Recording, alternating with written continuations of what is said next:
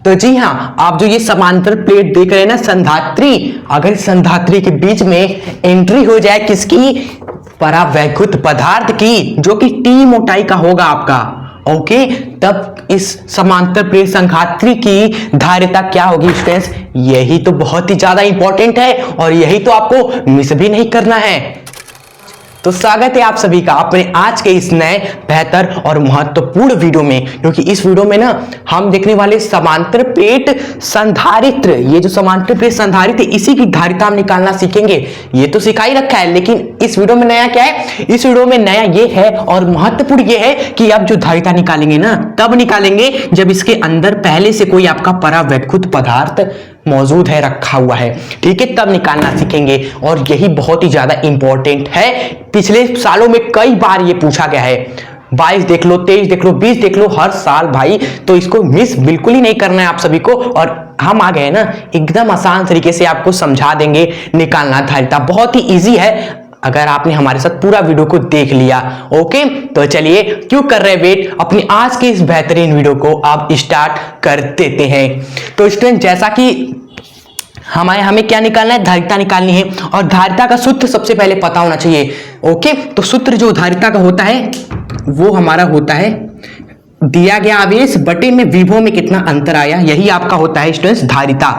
और यही सूत्र से आप निकाल भी लोगे, जी हाँ, यही सूत्र से निकलेगा, बस छोटा सा यही फॉर्म लगाना है, धारिता निकल कर आ जाएगी आपकी। लेकिन उससे पहले लिखने वाली चीजें कैसे लिखेंगे, क्या क्या हम लिखेंगे एग्जाम में, क्योंकि यही तो पहले एग्जामिनर देखता है। ओके, तो कैसे लिखना है वो आपको हम समझाते हैं, बस समझ लीजिए, अपने तरीके से आपको लिखना है, ना कि यही जो हमने लिखा वही छापना, आप अपने तरीके से लिखेगा तभी बेहतर होगा, ठीक है। हमारे साथ समझिए इस डायग्राम में आखिर हो क्या रहा है ना, आपकी वही दो प्लेटें हैं दोस्तों, इसको हमने क्या कर दिया, एक दूसरे के आमने सामने ला दिया। फिर वही काम होगा, हम क्या करेंगे, एक प्लेट को, इनमें से कोई एक प्लेट को पकड़ेंगे, पहला प्लेट, और उस प्लेट को हम क्या कर देंगे, आवेश देंगे प्लस का क्यू। तो हमने आवेश दिया प्लस का, तो इसके पूरे सरफेस पे plus plus plus plus plus आ जाएगा, और इसी प्लस को देखकर सामने वाले प्लेट पर क्या हो जाएगा, माइनस का आवेश आ जाएगा, होगा ना यही। तो ए प्लेट कर जैसे ही हमने प्लस क्यू आवेश दिया तो सामने वाले पर माइनस क्यू का आवेश उत्पन्न हो गया, ठीक है। चलिए, और एक बात और नोटिस करना है, यहां पर दूसरे प्लेट को हम पृथ्वी से जोड़कर रखते हैं, पृथ्वी से दूसरा प्लेट कनेक्ट होता है, दूसरा पॉइंट, ठीक है। तो यही फिगर से हमने समझा। उसके बाद आप लिखेंगे कि यार ये प्लेटें एक दूसरे के बीच की दूरी क्या है, प्लेटों के बीच की दूरी आपकी डी होती है, ठीक है। और इन्हीं के बीचों में, इन्हीं दोनों प्लेटों के बीच में हम एक परावैद्युत पदार्थ दोस्तों रख देते हैं, इस तरह परावैद्युत पदार्थ हम रख देते हैं, जिसकी मोटाई आपकी कितनी होती है, टी होती है, एंड का परावैद्युतांक के होता है। ओके, बस फिर उसके बाद आप यही लिख दोगे, तब धारिता बराबर हम निकाल लेंगे डेरिवेशन करके, ठीक है। तो वही चीजें हमने लिखी है, क्या लिखा है, वही एक समांतर प्लेट मान लेते हैं संधारित्र है, जिसका दो प्लेट है ए बी, और उन्हीं के बीच की दूरी आपकी डी है। सिंपल, ए प्लेट को हमने प्लस क्यू आवेश दिया, तब स्टूडेंट्स आपका दूसरा बी प्लेट है ना, उस पे माइनस क्यू आवेश उत्पन्न हो जाता है। ओके, फिर क्या किया हमने, एक परावैद्युत पदार्थ को रख देते हैं बीच में, जिसकी लंबाई टी और परावैद्युतांक के होता है। तो वही लिखा, इसके बीच टी मोटाई का और के परावैद्युतांक का एक परावैद्युत पदार्थ रख देते हैं, ठीक है स्टूडेंट। चलिए, तो ये आपकी लिखने वाली चीजें हो गई। अब हम डायरेक्ट डेरिवेशन करने वाले हैं मेन। अब आपका बहुत ही आसान चीज हो जाने वाला है, क्योंकि अब बस फॉर्मूला लगाना है, स्टूडेंट डेरिवेशन को समाप्त करना है जल्दी से, बस लिखने वाली चीजें ही थी। तो सबसे पहले जो हमारी धारिता बराबर क्या होती है, यहां पर साइड में लिख देते हैं, आवेश बटे में विभव में अंतर, यही फॉर्मूले से धारिता निकल कर आ जाएगी। जहां तक हमें पता है, जो हमने आवेश दिया है स्टूडेंट्स, दिया गया आवेश तो हमें पता ही है ना, तो यहां पर आप आगे लिखेंगे दिया गया, कि आपने कितना आवेश दिया था स्टार्टिंग में, सर जी क्यू आवेश दिया था, तो दिया गया आवेश आपका क्यू है, कोई डाउट नहीं सर, क्यू हमारा आवेश है, हमें पता है। अब हमें क्या चाहिए, विभव में परिवर्तन चाहिए, कितना विभव में दोस्तों, यहां से यहां तक में कितना विभव में अंतर है, यही तो हमें निकालना है। और विभव प्रवणता में एक हमने रिलेशन भी देखा था कि विभव में परिवर्तन बराबर होता है वैद्युत क्षेत्र गुणे में दूरी, जितनी भी यही होता है, मतलब कि ये तो आपका इसी फॉर्मूले से आ जाएगा।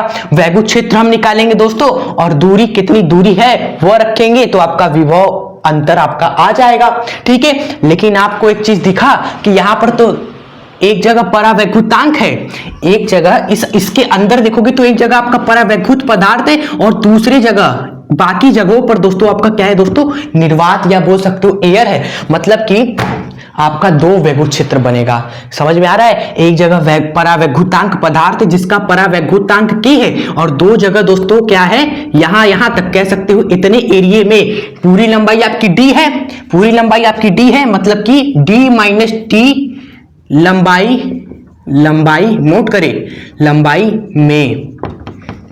लंबाई में आपका क्या है समझ लो वायु है। और बात करें हम T लंबाई में,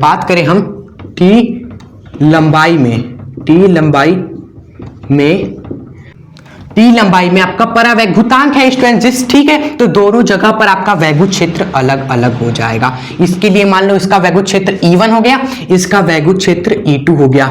ओके, और ये वैद्युत क्षेत्र कितना होता है, देखो भाई दो प्लेटों के बीच में अगर वो आवेशित है तो वैद्युत क्षेत्र जो होता है वह होता है आपका सिग्मा बटे में एप्सिलॉन नॉट।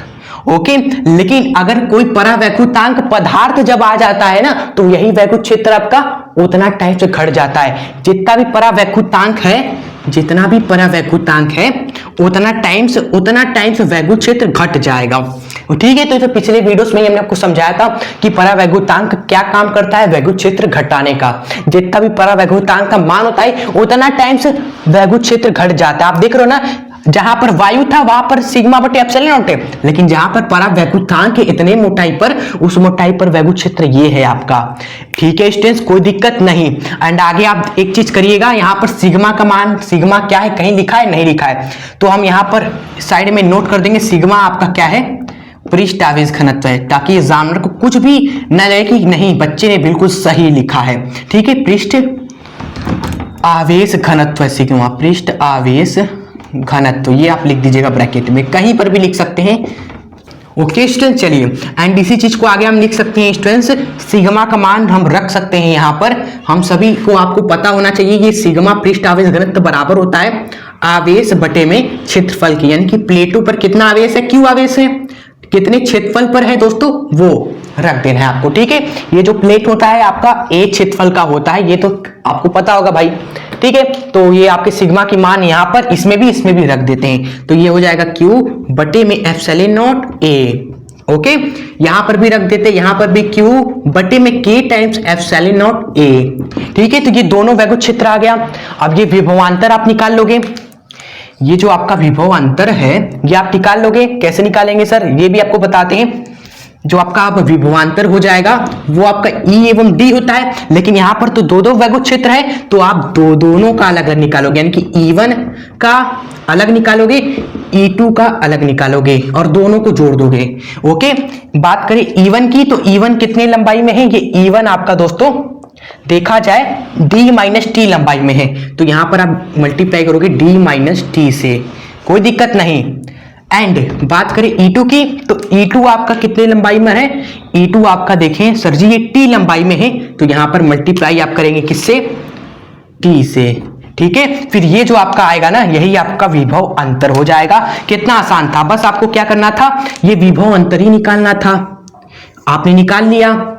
और धारिता का फॉर्मूला ये लगाएंगे, विभव का अंतर ये रख देंगे, थोड़ा सा कैलकुलेशन करना है, फिर आपका ये चुटकियों पे डेरिवेशन समाप्त हो जाएगा। कितना आसान था। तो उसके लिए थोड़ा जगह मांगता हमें, तो जगह कहाँ बनाया जाए आप सभी बताइए। चलिए ऐसा करते हैं, E1 और E2 का मान हम साइड में लिख देते हैं, फिर इसको इरेज करके आगे डेरिवेशन समाप्त कर देते हैं। ठीक है स्टूडेंट्स, तो यहां पर आप सभी नोट कर ले पहले, हाँ नोट कर लिया। आगे हम लिखेंगे इसके बाद, यहां पर पहले E1 का मान क्या था हमारा, Q बटे में एप्सिलॉन नॉट A था, Q बटे में एप्सिलॉन नॉट A है, और E2 का मान हमारा Q बटे में एप्सिलॉन नॉट A है, लेकिन K टाइम्स घट जाता है।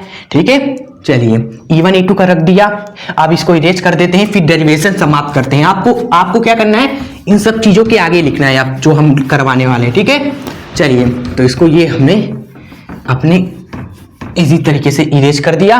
अब लिखेंगे, अब आपकी सिंपली अब धारिता आप निकाल लोगे, क्योंकि धारिता के लिए जो दिया गया आवेश है बट्टे में विभवांतर मांगता हमें, और जो कि हमने निकाल लिया है। तो देर नहीं करना है, दिया गया आवेश क्यू है, एकदम बढ़िया से आपको आप करना है, हड़बड़ी नहीं करना है। तो बढ़िया से एकदम करेंगे, क्योंकि यहां तक पे आ गए हो तो आप एक भी मिस्टेक नहीं करना है। ये विभवांतर रखेंगे, E1 D माइनस टी है यहां पर पहले। तो E1 कितना है, Q बटे में एप्सिलॉन नॉट A है, और डिस्टेंस D माइनस टी कर दिया, प्लस में E2 आपका कितना है सर जी, वही है, वही चीज है ब्रेक, लेकिन परावैद्युतांक में निकाल ले हो ना भाई, तो एक K टाइम्स घटा है ये, ठीक है। तो Q बटे में epsilon not A K times घट जाता है। और दूरी कितनी दूरी पर है ये वैद्युत क्षेत्र, ये भाई वैद्युत क्षेत्र आपका इतने ही मोटाई पर है, ठीक है। अब आगे करेंगे हम, तो आगे हम बढ़ेंगे जरा। तो एक चीज आपको पता ही चल गया होगा कि यहाँ पर Q बटे एप्सिलॉन नॉट यहाँ पर भी है, और Q बटे एप्सिलॉन नॉट A यहाँ पर भी है। तो दोनों जगह से मुंडी पकड़ के निकाल लेते हैं बाहर, तो जरा और भी इजी हो जाएगा। तो देखिए, अगर कॉपी पेन पे अगर हमारे साथ करोगे तो आपको खुद पता चलेगा कि क्या करना है। ये दोनों जगह दिख रहे हैं, तो खींच को बाहर निकालो, बाहर, ठीक है। तो Q बटे एप्सिलॉन नॉट A बाहर निकाल लिया, ब्रैकेट में क्या बच जाएगा, ये D माइनस टी बचेगा आपका, D माइनस टी बचेगा, एंड प्लस में ये T बटे में K बचेगा। यही दो चीजें बचेंगी, T बटे में K, ओके। चलिए, तो ये रहा आपका दोस्तों फाइनली डेरिवेशन खत्म हो चुका है 99%। बस थोड़ा सा आपको कलाकारी यहां पर दिखाना है। कलाकारी क्या दिखाना है, कुछ दिखा यहाँ पर, क्यू भाई, ये क्यू है यहाँ पर आप तो इसको जय हिंद हो जाना चाहिए, टाटा बाय बाय गया। तो ये क्यू आपका हट गया, और ये जो एप्सिलॉन नॉट A क्या है, इसके नीचे था, तो ये ऊपर आ जाएगा, ठीक है।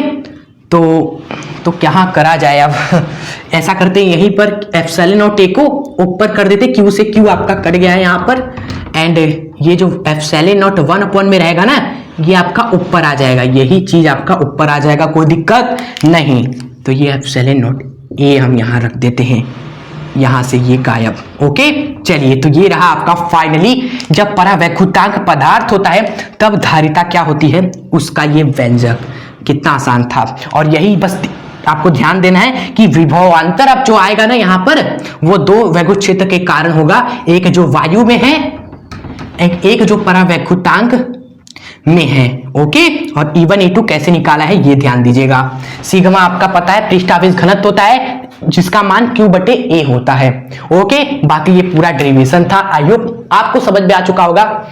बहुत ही अच्छे एवं इजी तरीके से आपको बताने की कोशिश की, समझाने की कोशिश की। अगर सच में आपको पसंद आई हो तो वीडियो को लाइक भी जरूर कर दीजिएगा, और अपने दोस्त मित्र यारों को शेयर भी जरूर करें, एंड चैनल को सब्सक्राइब जरूर कर ले, ताकि इस तरह की वीडियोस आपको हमारे चैनल पर मिलती रहे। एंड प्लेलिस्ट में तो हर इंपॉर्टेंट वीडियो क्लास 12 फिजिक्स की है ही, आप पढ़ाई बेहतरीन तरीके से कर सकते हैं। क्लास 12 फिजिक्स 2025, ठीक है। तो जय हिंद, वंदे मातरम।